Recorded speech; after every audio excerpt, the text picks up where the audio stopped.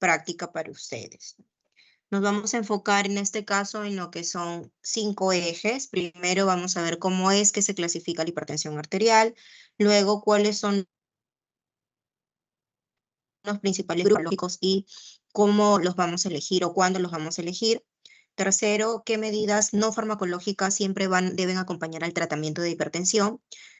También vamos a ver qué cambia si es que estamos frente a lo que es una gestante, porque ahí el manejo saben que es diferente. Y por último es cómo es que van a actuar frente a una crisis hipertensiva, ¿no? La idea en realidad no es de que ustedes memoricen números de manera aislada, sino que puedan aprender a tomar decisiones terapéuticas, aprender a tomar decisiones frente a pacientes reales. ¿Cuáles son los objetivos que se tienen para esta clase? Como pueden observar ahí, al finalizar la sesión, bueno, ustedes tienen que ya conocer el tema de lo que es la clasificación de la hipertensión arterial, poder seleccionar los fármacos antihipertensivos según la indicación, comorbilidad y seguridad, reconocer el tema de lo que son las intervenciones no farmacológicas con mayor impacto sobre lo que es la presión arterial, diferenciar, ¿no?, el manejo antihipertensivo en una gestante, porque es diferente. Y lo importante acá es de que ustedes también sepan indicar los criterios, que puedan reconocer cuáles son las opciones realistas de acuerdo al estilo de vida, distinguir con rapidez si estamos frente a una urgencia de una verdadera emergencia hipertensiva. Y para poder ir empezando, entonces tenemos acá una pequeña introducción donde nos preguntamos, ¿no?, ¿por qué es que el tema es importante, ¿no? La hipertensión arterial en realidad sigue siendo uno de los principales factores de riesgo de lo que es enfermedad cardiovascular, accidente cerebrovascular, renal crónica y la mortalidad prevenible. Por eso es de que tratarla bien implica lo que es un enorme impacto, ¿no? Sin embargo, el tratamiento no se va a limitar a que ustedes receten fármacos, sino este de acá va a requerir lo que es una medición correcta, hay que valorar lo que es el tema del riesgo cardiovascular, hay que ver el tema de lo que son los estilos de vida, hay que ver también lo que es qué fármacos son apropiados y cuál es el seguimiento estructurado que ustedes le van a dar a su paciente. También es clave acá que ustedes recuerden que no toda cifra elevada, o sea, no porque ustedes tienen un paciente que de repente llega con 150, 160, 100, ¿ya?, no toda cifra elevada va a requerir la misma conducta a tomar. El contexto clínico y lo que es la presencia de daño o ausencia aguda de órganos van a determinar a ustedes si están en lo que es frente a una urgencia real de que puedan intervenir. Como pueden observar en esta imagen, esta es una clasificación práctica, pero es una clasificación europea. Es la clasificación europea donde va a simplificar cuál es la toma de decisión para lo que es una presión arterial elevada o una hipertensión. Según la clasificación europea que ustedes pueden observar ahí, en adultos la presión arterial se va a clasificar como óptima, normal o normal alta. Y luego tenemos el tema de lo que es la hipertensión, que en este caso nos muestra 3 grados de hipertensión, ¿no? Hipertensión grado 1, que va de 140 a 159, la grado 2 de 179 y la grado 3, que va a ser mayor o igual de 180 sobre mayor o igual a 110, ¿no? En lo que es el grado 2 y grado 3, acá sí definitivamente vamos a necesitar el manejo terapéutico, ¿no? Y un punto clave que acá ustedes tienen que identificar es de que una presión muy alta no equivale automáticamente a una emergencia, como lo mencioné anteriormente. ¿Por qué? Porque tenemos que buscar si es que existe un daño o no existe daño agudo, órgano diana.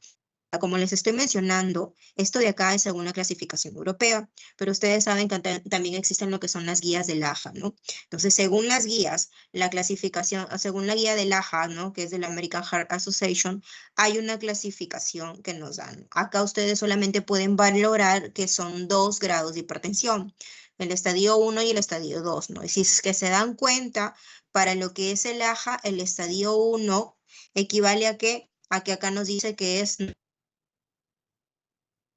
normal. Y con respecto a lo que es el estadio 2, equivale a que a lo que es un grado 1 en lo que es la parte europea. Y tenemos luego lo que es normal y elevada, ¿no? Elevada ya lo tomo entre 120 hasta 129 y una presión arterial diastólica menor de 80. Antes de que ustedes inicien lo que es o intensifiquen un tratamiento, primero tienen que tener lo que es un diagnóstico. Significa que su diagnóstico tiene que ser correcto. La presión tiene que saber medirse con una manera correcta, ¿no? El paciente se tiene que encontrar en reposo, ustedes tienen que ver que el manguito sea adecuado, el brazo tiene que estar al nivel del corazón y no tiene que hablar durante la toma de la presión. Cuando sea posible, lo que sí conviene es confirmar con una medición en casa o ambulatoria para poder detectar de repente. Existen pacientes que tienen lo que es la hipertensión de bata o la hipertensión enmascarada, ¿no? Y justo ahorita que menciono eso, justo el día de hoy he tenido un paciente así. Me llega con sus tamizajes de presión en casa, 140, 120, sobre 70, sobre 60, ¿no? Pero cuando ha llegado a la consulta y le han tomado la presión, su presión estaba en 160 sobre 100. Entonces, él mismo reconoció que era un paciente que hacía hipertensiones arteriales por la bata blanca. Eso es lo que ustedes tienen que saber identificar. Por eso es importante de que a sus pacientes, cuando vean este tipo de casos o ustedes sospechen, hagan que se hagan tamizajes mejor en casa. Ya. Ahora, una vez que nosotros ya tenemos el tema de lo que es tu diagnóstico confirmado, tenemos que estratificar, ¿no? En este caso es evaluar lo que es el tema del riesgo cardiovascular, ver si es que hay el tema de lo que es un daño órgano diana, si es que estamos frente a un paciente hipertenso ya con enfermedad renal crónica, diabético, si es que existe lo que es una cardiopatía isquémica y causas secundarias. Los exámenes basales que se les piden son los que ustedes pueden observar acá, que van a pedir lo que es creatinina, con eso podemos ver lo que es la tasa de filtración glomerular, se le pide potasio, glucosa, perfil lipídico, ¿no? Un examen completo, un EKG, perdón, se le pide también lo que es, si es que sospechamos de otra cosa más, vamos a pedir también otro tipo de exámenes, pero lo básico es creatinina, potasio, glucosa, perfil lipídico sería lo que es un EKG, pedimos un examen completo de orina y ahí falta lo que es la parte de la urea, ¿no? Porque ustedes saben que urea y creatinina les va a ayudar en el tema de ver daño renal. Entramos a la parte de lo que es el enfoque terapéutico. El manejo debe seguir una secuela lógica. Primero es confirmar, como ya les había dicho, ¿no? Confirmar y estratificar. Segundo, ya viene la parte de lo que es intervenir. Siempre intervenir y es con medidas que no farmacológicas en todo tipo de pacientes. Vamos a la parte de lo que es la educación de su paciente. ¿Ya? Una vez que ustedes dan el tema de lo que es la educación no farmacológica, vamos a decidir si es que nos corresponde que iniciemos los fármacos. Como tercer punto, ya tenemos lo que es el ajustar el tratamiento con combinaciones racionales, donde vamos a vigilar lo que es el tema de la respuesta y la seguridad. Y por último, mantenemos el control mediante lo que es la adherencia al tratamiento. Es que hay automedicación o no, y darle un seguimiento periódico. Este enfoque les va a evitar errores frecuentes, como tratar de forma brusca una presión arterial elevada aislada, o retrasar el tema de lo que es un tratamiento que sí estaba indicado. Además, tenemos que individualizar lo que es el tema de la conducta, ¿no? Porque mencioné anteriormente que el tema de gestantes es diferente. Entonces, hay que individualizar. En gestantes hay que ver en lo que es si estamos frente a un anciano paciente con daño agudo de órgano, porque de eso va a depender qué tipo de medicamento nosotros le vamos a dar a nuestro paciente. En el tema de lo que son medidas no farmacológicas, que ya dije que siempre está indicado, o sea, eso va de la mano, es la parte no farmacológica con la farmacológica. Las medidas no farmacológicas están indicadas en todos los pacientes, reciban o no reciban medicación. No es que sea un complemento opcional, sino va a ser la base del control crónico que Entre las más importantes tenemos lo que es la parte de reducción de sodio, ¿no? En este caso, ¿qué vamos a hacer? Limitar el consumo de sal. Evitar también el uso de lo que son los ultraprocesados. Tenemos que seguir lo que es un patrón del tipo de comida, ¿no? De la tipo de comida DASH o mediterránea. Bajar de peso si es que fuera necesario, si es que hay sobrepeso u obesidad. Realizar lo que es el tema de la actividad física regular. Reducir lo que es el consumo de alcohol, evitar el tabaco, el vapeo y también mejorar lo que es el tema del sueño. También es útil de que ustedes puedan revisar otros fármacos o sustancias que puedan elevar la presión. O sea, hay que preguntarle al paciente, aparte de la hipertensión, ¿toma algún otro medicamento, no? Porque tu paciente puede ser hipertenso, diabético, tiene el tema de lo que es la artritis, osteoporosis, ¿no? Si estamos frente a una artritis, ustedes saben que los pacientes con AR les suelen dar lo que son los corticoides. Entonces, los corticoides tienden acción. Por eso es que es importante que ustedes indaguen más allá. Cuando hacemos este tipo de intervenciones, vamos a mantenernos en buen tiempo, vamos a reducir lo que es la presión arterial y vamos a potenciar que exista un mejor efecto del tratamiento antihipertensivo. ¿Cuál es el impacto de las intervenciones no farmacológicas? El impacto de estas medidas puede ser clínicamente en realidad muy relevante. Con respecto a lo que es la pérdida de peso, se suele reducir, por ejemplo, alrededor de 1 milímetro de mercurio por cada kilogramo perdido. La reducción de sodio puede bajar de 2 a 8 milímetros de mercurio, especialmente en quienes, en adultos mayores y en pacientes que sean sensibles al consumo de sal. La dieta DASH mediterránea puede lograr descensos de 4 a 11 milímetros, el ejercicio aeróbico de 4 a 8 milímetros, el entrenamiento de resistencia de 2 a 4 milímetros y reducir el alcohol también, ¿no? Es por eso, entonces, que hemos mencionado lo que son más por parte de lo que es estilos de vida. En lo que es estilos de vida nos va a ayudar mucho más y si lo asociamos a un tratamiento antihipertensivo farmacológico, entonces si van de la mano y tu paciente cumple, vamos a tener un paciente hipertenso bien controlado. ¿Cuándo vamos a iniciar los fármacos y cuál va a ser la meta que ustedes van a tener cuando inicien su farmacología? La decisión de poder iniciar lo que es un tratamiento farmacológico va a depender de lo que es el nivel de presión arterial, del riesgo cardiovascular que tenga tu paciente y del daño de órgano diana que exista o de la tolerabilidad esperada en tu paciente. Como les había mencionado siempre en lo que es ya grado 2 y 3 respecto a lo que es la estratificación europea, en este caso siempre se tiene que iniciar el tratamiento sí o sí desde que se diagnostica. ¿Qué nos habla de lo que es la grado 1? Que si persiste tras las medidas no farmacológicas, o sea, si ustedes le dicen, ok, tiene que hacer dieta, tiene que bajar la sangre, tiene que hacer ejercicio y todo, y lo vuelven a controlar porque ustedes van a darle un tiempo a su paciente, en ese caso, entonces, si no funcionó, le van a iniciar el tratamiento. O si están con un paciente con una hipertensión grado 1, pero tiene un riesgo cardiovascular alto, porque esto se mide con lo que es el tema de colesterol, triglicéridos también, ¿no? O si es que tiene alguna otra comorbilidad, como si fuera un paciente renal.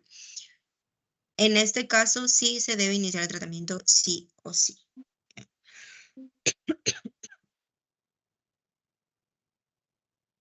En cuanto a las metas iniciales, en realidad, en las metas iniciales es bastante razonable. Por ejemplo, si tenemos un adulto tratado, el objetivo inicial razonable es de 140 sobre 90. Pero nuestro objetivo total, porque acá dice si es que te tolera bien, entonces, ¿qué es lo que más favorece que tu paciente tenga presiones menores de 130? Pero siempre hay que tener en cuenta frente a qué tipo de paciente presentamos, ¿no? Si es que estamos frente a un anciano frágil, si es que hay ortostatismo, si es que estamos frente a una enfermedad renal crónica avanzada o si es un paciente que toma polifarmacia. De acuerdo a eso va a depender cómo es que ustedes quieren manejar el tema del objetivo de la presión arterial. O sea, en un anciano frágil no necesitamos que tenga una presión tan baja porque este paciente nos puede hacer cuadros de hipotensión en cualquier momento.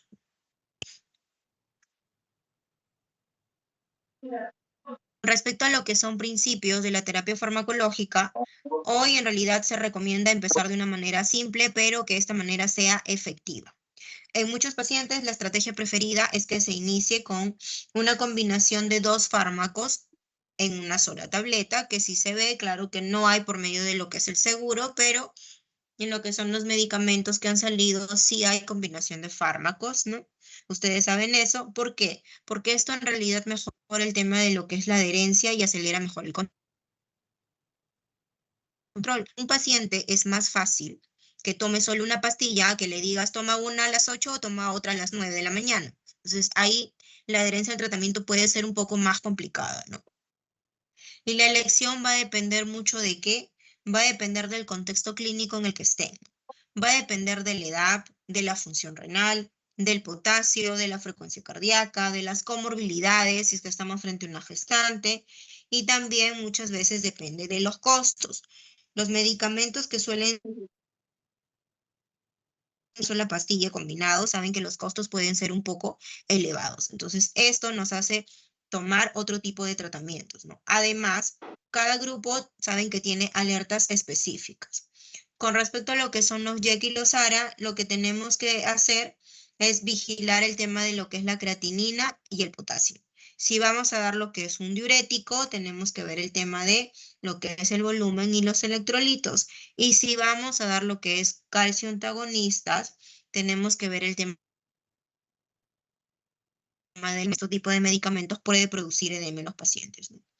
Si es que no se llegara a alcanzar la meta, recién empezamos a escalar el fármaco a una combinación doble a triple terapia. Y luego ya podemos considerar el tema de la espironolactona o alguna otra estrategia en lo que es hipertensión arterial resistente, ¿no? Si con triple terapia tu paciente no te controla, entonces ya recién ahí pensamos en algo más. La mayoría de pacientes se controla con la terapia doble. Y si es que ellos cumplen, o sea, tienen una buena adherencia, van bastante bien. Por eso es que en el tema de adherencia, como dice acá, en lo que es hipertensión arterial resistente, suele ocultar la mala adherencia, ¿no? La sal alta o una medición adecuada, eso es cierto. O sea, antes de saltar, tenemos que averiguar bien sobre esto. Tenemos diferentes clases de antihipertensivos y acá se ven los grupos más usados, ¿no? Como base de tratamiento. Estos son los 4 grupos más usados en realidad. Tenemos lo que son los YECA y los ARA2, los diuréticos tiacidos o los tiacidos-like, los calcioantagonistas y los beta bloqueadores, ¿no? Dentro de YECA y ARA2, ustedes deben haber escuchado bastante lo que es el tema del enalapril, los sartán y valsartán, ¿no? Diuréticos, la hidroclorotiazida, calcioantagonistas, el anglodipino, el nifedipino, saben que se utilizan gestantes, y beta bloqueadores, bisoprolol, carvedilol, abetalol, ¿no? ¿Cómo vamos a seleccionar el fármaco? El fármaco va a cambiar de acuerdo a la situación del paciente en el que esté. Por ejemplo, si nos encontramos frente a lo que es una diabetes, una enfermedad renal con albuminurias, entonces en este caso lo que va a favorecerles es el uso de los YECA o los ARA2, ¿no? Porque saben que los YECA y los ARA2 se conocen como nefroprotectores, ¿no? Si estamos frente a un paciente que ha tenido una cardiopatía, entonces acá sí es frecuente que combinemos lo que son beta bloqueadores con YECA o ARA2 según sea el caso. Si estamos frente a una insuficiencia cardíaca, bueno, hay que seguir un esquema específico de esta enfermedad y acá sí tenemos que evitar lo que son los calcio antagonistas. En hipertensión arterial sistólica aislada y en adulto mayor, una tiazida, que es de tipo tiazida como tal, o un calcio antagonista, suelen ser y en lo que es el embarazo, los referentes acá son la betalol, ya lo saben, metildopa, ¿no? Y nifedipino de acción prolongada.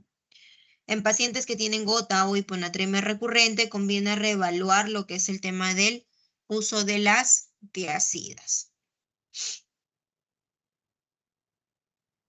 Antes de que nosotros llamemos hipertensión arterial resistente, primero tenemos que confirmar que el problema sea. ¿Qué les había dicho anteriormente? Que hay que confirmar si de verdad es resistente o hay una falta de adherencia al tratamiento, ¿no? Debemos revisar adherencia, debemos revisar la técnica de medición, consumo elevado de sal, antiinflamatorios, alcohol, descongestionantes u otras sustancias que puedan elevar la presión arterial. También lo que conviene es que nosotros descartemos el tema de una hipertensión de bata blanca con un monitor fuera de casa, ¿no? En casa, como les digo, o sea, fuera del consultorio, perdón, ¿no? Y poder buscar el tema de lo que son las causas secundarias. ¿Qué causas secundarias pueden producir una hipertensión resistente? Una apnea de sueño, un hiperaldosteroidismo, una enfermedad renal crónica, una estenosis renal. Si pese a eso sigue no controlada, o sea, es persistente el tema de la presión arterial alta, ahí la escalada habitual ya sería una triple terapia optimizada con lo que son YECAS o ARA2. Si aún no con eso, ya vamos a pensar en el tema de lo que es la espironolactona, que sería la mejor adición, que está respaldada en cuanto al tema de lo que es función renal y lo que es el potasio, ¿no? ¿Hasta ahí tienen alguna pregunta? Porque hasta acá ya hemos visto lo que es el manejo general. Ahora estamos cambiando de escenario a lo que es una hipertensión en la gestante. ¿Tienen alguna pregunta o alguna duda?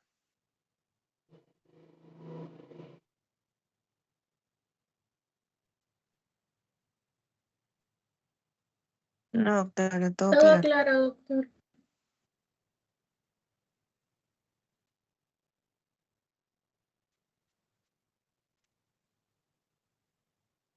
Bien, continuamos entonces, chicos, si es que no hay dudas al respecto. Entramos entonces a lo que es la hipertensión en la gestante, ¿no? La hipertensión en el embarazo merece lo que es un abordaje propio. ¿Por qué? Porque acá no solamente es tema de proteger a la madre, ¿no? Sino también tenemos que ver lo que es la parte de la seguridad del feto. Entonces, no podemos extrapolar de forma automática un esquema del adulto no gestante a una gestante.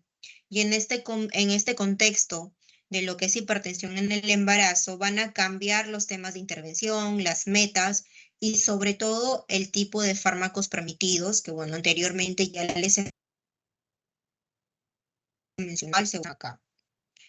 Además que ustedes conocen que si tenemos una hipertensión en la gestación, tenemos que valorar el riesgo, la posibilidad de que esta paciente pueda tener una preeclampsia, una eclampsia o que incluso exista lo que es compromiso placentario, ¿no? Lo que nos obliga a que exista una mayor vigilancia, que sea más estrecha y que siempre exista la coordinación con obstetricia o con el tema del médico. Entonces, acá nosotros vamos a diferenciar cuadros clínicos, cuándo vamos a tratar y qué medicamentos son seguros o estarían contraindicados en la gestante. Vamos a empezar por la clasificación de los trastornos hipertensivos en el embarazo. En la gestante tenemos que diferenciar 4 escenarios que los pueden observar ahí. Primero tenemos lo que es una hipertensión arterial crónica, que es cuando ya existía antes del embarazo o aparece antes de las 20 semanas. El segundo es la hipertensión gestacional, que es cuando la presión se eleva a partir de 20, sin proteinuria ni daño de órgano al inicio. Tercero, tenemos ya lo que es la preeclampsia, que se va a asociar a una hipertensión, pero con proteinuria o con daño a nivel del órgano o una disfunción placentaria. Y por último, tenemos lo que es la hipertensión arterial severa en el embarazo, que es cuando la presión va a alcanzar los 160 sobre los 110. Situación en la cual va a requerir de emergencia y habitualmente esto hace que uno hospitalice a la gestante. Esta clasificación en realidad es muy importante porque no todos los cuadros tienen el mismo riesgo ni la misma conducta terapéutica. Ahora que ya tenemos lo que es el tema de la clasificación clara, vamos a ver en qué momento vamos a tratar a las gestantes. Existe evidencia reciente que nos respalda para poder tratar o intensificar el tema de los antihipertensos cuando la presión arterial es igual o mayor a 140/90. Esto sobre todo en gestantes que ya tienen una hipertensión arterial crónica, ¿no? Una meta razonable es mantener la presión por debajo de los 140/90, evitando que exista lo que es un descenso excesivo. Es decir, ¿no? Que en este caso sí debemos dar lo que es, pero teniendo en cuenta que no se comprometa la perfusión útero-placentaria. Pero si nuestra paciente presenta lo que es una hipertensión arterial severa, que dijimos que era mayor a los 160/110, el tratamiento acá debe ser inmediato y hay que valorar lo que es una hospitalización obligatoria. Además, existe lo que es el tema de el control de la presión arterial. Siempre debemos valorar lo que es la proteinuria, como pueden ver acá, si hay biológico, si es que hay dolor en hipocondrio derecho, ver el tema de las plaquetas, función renal, la función hepática e integrar el manejo con la parte de lo que es la obstetra, ¿no? Ahora, ¿ustedes qué fármacos creen que sí podemos usar durante el embarazo? Es lo que vamos a seguir. Bueno, ya se los he mencionado. Entonces, ¿qué fármacos usamos, no? En el embarazo, los fármacos de referencia para lo que es la parte de hipertensión arterial crónica se ve la betalol, la metildopa y el nifedipino, pero de acción prolongada, ¿no? Para lo que es el tema de una hipertensión arterial severa aguda, suelen utilizarse la betalol endovenoso, hidrasalina endovenoso o nifedipino oral, pero de acción rápida, siempre bajo un control de protocolos y monitorización materno-fetal. En cambio, con lo que es el tema de los YEC y los ARA2 y los inhibidores directos de renina, estos están contraindicados. ¿Por qué? Porque estos fármacos se dice que están asociados a lo que es la fetotoxicidad y daño renal del feto. Los diuréticos no son de primera línea, por si acaso, ni de rutina, y deben individualizarse. Y un punto importante es que no debemos usar lo que es el nifedipino sublingual de acción corta para descensos bruscos impredecibles, ¿ya? Entonces ya tenemos qué fármacos vamos a usar en lo que es una hipertensión aguda, ¿no? Ahora lo que vamos a ver es, vamos a revisar las formas graves de la presión arterial, ¿no? Que sería lo que les dije, ¿no? Una preeclampsia, una eclampsia o incluso una hipertensión arterial severa. Debemos sospechar de gravedad cuando tengamos una gestante ¿con qué? Con una presión arterial mayor o igual de 110. Cuando tienen cefalea, alteraciones visuales, cuando te dicen que tiene disnea, dolor en epigastrio, hipocondrio derecho, cuando vemos que hay trombocitopenia alta o las enzimas hepáticas están elevadas, ¿no? Si es que aparecen convulsiones, en este caso, entonces ya estamos hablando que estamos frente a una eclampsia. ¿Cuál es el manejo inicial? Entonces, el manejo inicial va a incluir que incluye lo que es el ingreso, la monitorización y el control materno-fetal. El descenso de la presión tiene que ser siempre controlado y en muchas emergencias se busca lo que es una presión arterial sistólica de 140, una diastólica que vaya de 90 a 100. ¿Cuál es el fármaco que podemos usar acá? El fármaco de elección sería lo que es el abetalol endovenoso, con lo que es la hidrasalina endovenosa o nifedipino oral como alternativas. Como acá no solemos tener esos medicamentos, ¿no? Lo que es el abetalol endovenoso y la hidralazina es muy difícil.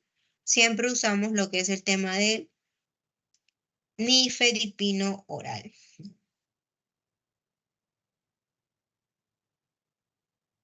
Lo que es sulfato de magnesio. El sulfato de magnesio va a ser esencial cuando vamos a dar una profilaxis y para el tratamiento de las convulsiones es que ya estamos frente a una gestante que ha hecho una eclampsia.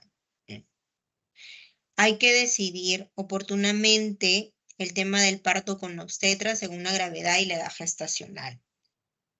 Entonces, con todo eso, lo que vamos a pasar a ver ahora es el tema de las crisis hipertensivas en general. ¿Tienen alguna pregunta sobre hipertensión arterial en gestantes?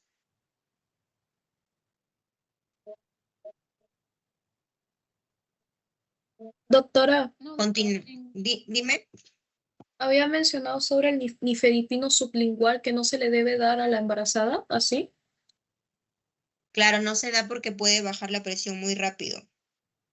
Ah, ya, doctora, gracias. En realidad, el nifedipino sublingual no se recomienda ni en gestantes ni hipertensos normales, ¿no? Porque corremos ese riesgo de que baje bruscamente la presión. Como escucharon, les hablé del nifedipino vía oral de acción prolongada cuando es para tratamientos, o lo que podemos usar en las emergencias o en las urgencias con agudas es el nifedipino de acción corta, pero sublingual no, vía oral, ¿ya? Ahora entramos a lo que son las crisis hipertensivas en general, que son las urgencias y las emergencias, que en realidad actualmente tampoco ya no se llaman como tal, no solo le he puesto para que ustedes puedan ver eso, pero ahora ya tienen el nombre de hipertensión arterial elevada, ¿no? Elevada con elevación moderada o con elevación severa, ¿ya? Ya no es como tal una urgencia que se conoce, ya no es conocido así. En este caso, entonces, cuando hablamos de crisis hipertensivas, el punto central no va a ser solo cuán alta es tu presión, sino tenemos que ver si es que existe o no lo que es el daño agudo. Esa va a ser la diferencia que va a cambiar por completo lo que es la conducta que ustedes van a seguir. Y un error muy frecuente es alarmarse muchas veces por el número, ¿no? Llega un paciente, tiene 180, 100 y se alocan, se alarman, pero el paciente no tiene síntomas, está tranquilo, ¿no? Entonces pensamos de que no hay en ese caso daño diana. Y el otro error es de que queramos bajar la presión demasiado rápido sin valorar dentro de qué contexto nos encontramos. En el ustedes van a saber es distinguir cuándo es que se encuentran frente a una urgencia de una emergencia hipertensiva. Vamos a poder ver el tema de revisar cómo vamos a evaluar al paciente y qué metas de descenso van a corresponder según la parte clínica de tu paciente. Lo primero es que ustedes diferencien. ¿Estamos frente a una urgencia o una emergencia, ¿no? ¿Cuándo hay urgencia, no? Urgencia tenemos acá como ven, ¿ves? Severa, ahora se conocen así, ¿no? Presión arterial con elevación severa sin daño agudo, ¿no? O sea, sin daño de órgano diana. Acá es cuando tenemos una presión bastante alta o muy alta, ¿no? Que a menudo es mayor de 180 sobre 110, pero que no hay lesión de órgano diana. En este caso, por lo general, no se necesita bajar la presión con medicamentos endovenosos. Lo correcto suele ser dolor, ansiedad, corregir la medicación omitida, reiniciar, ajustar tratamiento y asegurar un seguimiento. ¿Qué pasa acá? Que muchas veces pueden tener la presión arterial elevada. No existe daño de órgano diana. ¿Por qué? Porque puede ser una presión arterial a causa de un dolor. De repente tuvo un accidente, se cayó, no sé, tiene dolor, le toman la presión alta. Eso es una presión arterial reactiva alta, ¿no? Por eso es que primero lo que dice es corregir cuál puede ser la causa de que le esté subiendo la presión. En cambio, cuando ya nos encontramos frente a lo que es una emergencia hipertensiva, acá sí hay daño de órgano diana, ¿no? Puede haber encefalopatía, puede ser una disección aórtica, podemos encontrar un edema pulmonar, un síndrome coronario agudo, una hemorragia intracraneal, una insuficiencia renal aguda, entre otro tipo de causas. Aquí sí nos corresponde descender rápido, pero de manera controlada la presión, ¿no? Con lo que son fármacos endovenosos que van a ser titulables y monitorizados, ¿no? Para que nosotros entonces podamos decidir entre una y otra, lo que tenemos que saber es hacer una evaluación inicial de tu paciente, que tiene que ser una evaluación ordenada. Ante una presión arterial muy elevada, primero vamos a confirmar y vamos a revisar la técnica, ¿no? En este contexto, entonces, lo que tenemos que manejar es ver qué es lo que le puede estar ocasionando la presión, ¿no? Si es dolor, si es por ansiedad, si es por retención urinaria, tendencia. Segundo, ¿qué buscamos? Buscamos los síntomas de alarma como cefalea intensa, déficit neurológico, dolor torácico, disnea, oliguria, visión borrosa o si estamos frente a una gestante. Nuestro tercer punto es explorar daño de órgano a nivel neurológico, cardiopulmonar, renal, vascular. Y en este caso vamos a pedir lo que es un electrocardiograma, una radiografía o la cuadro de tu paciente. Y por último, ya tomamos la decisión, ¿no? Decidimos cuál es la vía de tratamiento. Si es que va a ser terapia oral, si es que vamos a observar si no hay daño agudo o va a haber, vamos a ver la terapia endovenosa titulable, si monitorizamos si es que es así, ¿no? Entonces, la regla práctica es que el síndrome clínico manda mucho más que una cifra aislada. O sea, no solamente manda el tema de, le encontré la presión en 180/100, sino es, ok, tu presión, si entras, que le duele la cabeza, está con dolor torácico, o sea, para poder identificar y valorar frente a qué tipo de paciente estamos. Una vez que identificamos la emergencia, necesitamos saber cuánto vamos a bajar la presión, ¿no? Y qué tan rápido, claro. O sea, ya les dije, sí, la tienen que bajar, ok. En este caso la bajan rápido, en este caso no tan rápido, ¿no? Pero la pregunta es, ¿y cuánto la bajan? Existen metas para que ustedes puedan bajar la presión. En muchas defensivas, la meta inicial va a ser reducir la presión arterial media aproximadamente entre el 20 y 25% durante la primera hora. El objetivo no es que ustedes normalicen de inmediato. ¿Por qué? Porque un descenso brusco lo que puede provocar es que se comprometa la parte de la perfusión cerebral. Puede ser, pero se compromete a nivel cerebral, puede comprometerse a nivel coronario o a nivel renal. Sin embargo, chicos, sí existen algunas excepciones antes, ¿no? Que en ese caso tenemos que tenerlas en cuenta. En disección aórtica sí necesitamos bajar la presión de forma más rápida y además controlar el tema de la frecuencia cardíaca. En un ictus hemorrágico o isquémico que le hayan hecho trombólisis, las metas siguen con los protocolos neurológicos específicos. Claro, acá van de la mano con el tema de la parte neurológica, ¿no? En lo que es en una encefalopatía hipertensiva, que en este caso lo que se suele utilizar es el o el abetalol. En un edema pulmonar o en síndrome coronario, la estrategia puede incluir la nitroglicerina según el cuadro que tenga el paciente. Ahora vamos a ver qué fármacos endovenosos se prefieren en los distintos escenarios que se han mostrado. En encefalopatía hipertensiva son útiles que hemos dicho el nicardipino, ¿no? El clavidipino, el abetalol, evitando descensos bruscos, pero vigilando lo que es el estado neurológico. En disección aórtica tenemos esmonolol, nicardipino. Y luego lo que sí tiene que darse acá, perdón, no se debe dar lo que es un vasodilatador, ¿no? Sin un beta bloqueador previo. Este tipo de enfermedad que dijimos que necesitaba que bajemos la presión lo más rápido posible, pero para esto necesitamos siempre mantenerlo controlado, ¿no? En lo que es un edema agudo de pulmón, acá suele emplearse lo que es la nitroglicerina y puede añadirse un diurético siempre en gestión. En un síndrome coronario agudo, la nitroglicerina y en algunos casos el abetalol pueden ser útiles, pero siempre hay que vigilar el tema de la hipotensión o la bradicardia que puedan ocasionar. Y durante el embarazo con hipertensión arterial severa, usamos la betalol o hidralazina endovenosa o nifedipino oral inmediato, o sea, elección corta.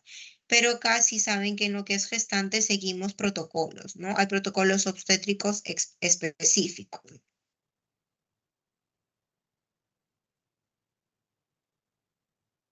Aquí lo que pueden ustedes ver entonces va a ser un resumen respecto a lo que es la toma de decisiones.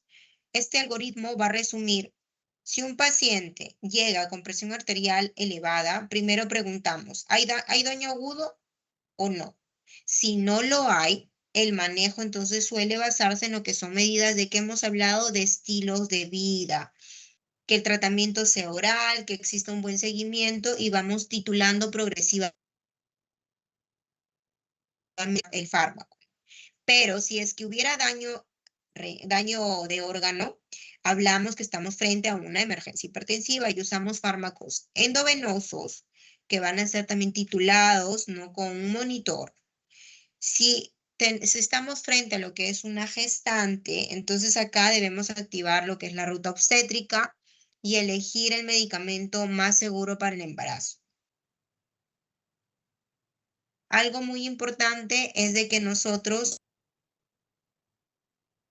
vamos a tratar solo un número, que es lo que se viene mencionando desde el inicio. Tratamos a un paciente dentro de un contexto clínico concreto. Y para terminar, chicos, entonces con esto concluimos, ¿no? Nuestra primera conclusión sería que la clasificación correcta y la medición adecuada van a ser el primer paso terapéutico. Las medidas no farmacológicas no son necesarias, son obligatorias y clínicamente son potentes. Tercero, la terapéutica debe individualizarse según riesgo, comorbilidades y seguridad.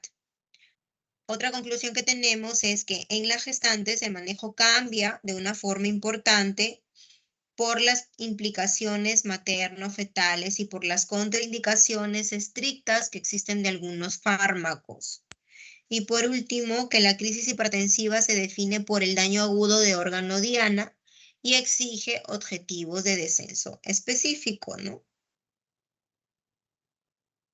¿Qué significa entonces que nosotros debemos de pasar de pensar solamente en cifras, o sea, no asustarnos con el tema de los números en la presión, y tenemos que empezar a tomar decisiones terapéuticas más razonables y seguras?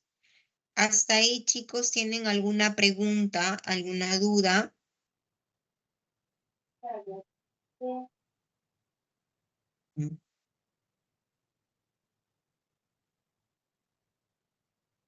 A ver, yo les hago una pregunta a ustedes. Es paciente diabético y que tiene albuminuria, ¿qué medicamento van a elegir? Un A ver, IECA o ARA. correcto, ¿no? No, Exacto, van está a todo elegir un claro. YECA o un ARA2, ¿no? ¿Qué harían a ver si les llega una gestante con 160/110 y cefalea?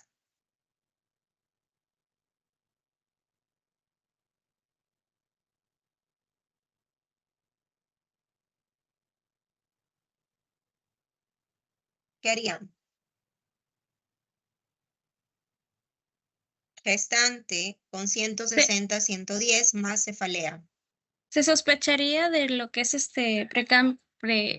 preeclampsia y se le daría, por ejemplo, puede ser ahí está el nifedipino, pero administrarle también el sulfato de magnesio. Sulfato de magnesio, ¿dónde se aplicaba? Por vía intravenosa. ¿En eclampsia o en eclampsia? En eclampsia. En eclampsia, ¿no? Cuando ya hay el tema de que esta paciente puede haber convulsionado. Ya me dijeron, entonces nifedipino, ¿ok? ¿Y qué exámenes le pedirían entonces a la gestante? Si están sospechando de una preeclampsia, ¿qué le tienen que pedir?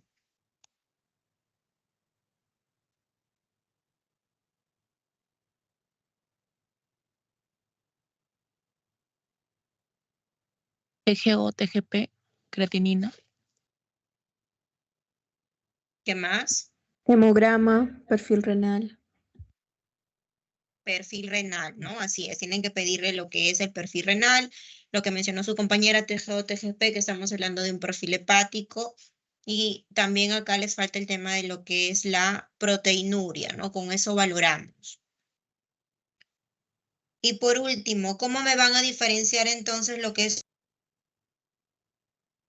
una emergencia hipertensiva?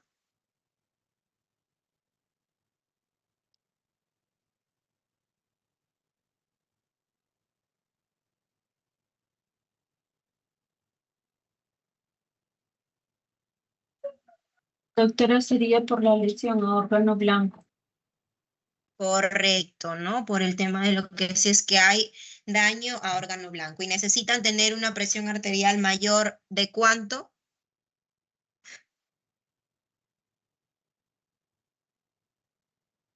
180 sobre 120. 180 sobre, no, Sobre 110, 100 doctora.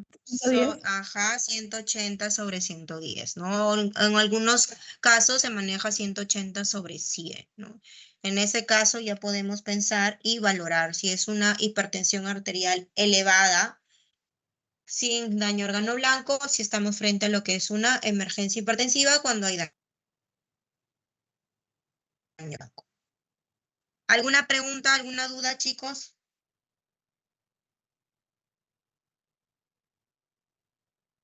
No, doctora, todo claro. Doctora, una pregunta. Bien, Mencionó dime, la Erika. gestante que se le tendría que dar nicardipino, ¿verdad? Para bajar rápido la presión, pero también se podría utilizar, me parece, la betalol o hidralacina intravenosa.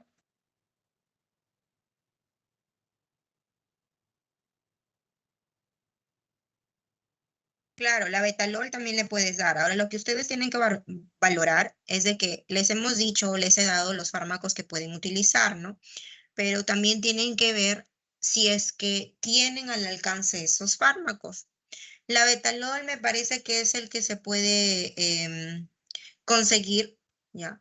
Y el nicardipino que te mencioné, eso no estaba en gestantes, ¿no? El nicardipino lo tipo de escenarios, si es que estás frente a lo que es una disección aórtica o una encefalopatía de hipertensión arterial no gestante. La betalol si utilizas, hidralacina sí, y el nifedipino bioral, ¿no? De acción corta. Ah, ya, doctora, me confundí, gracias.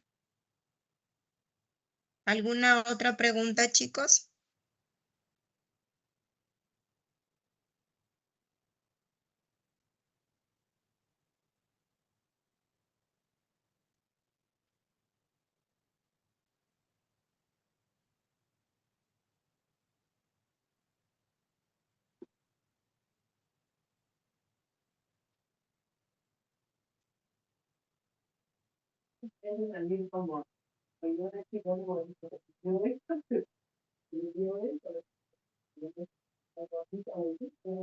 ¿Todo claro?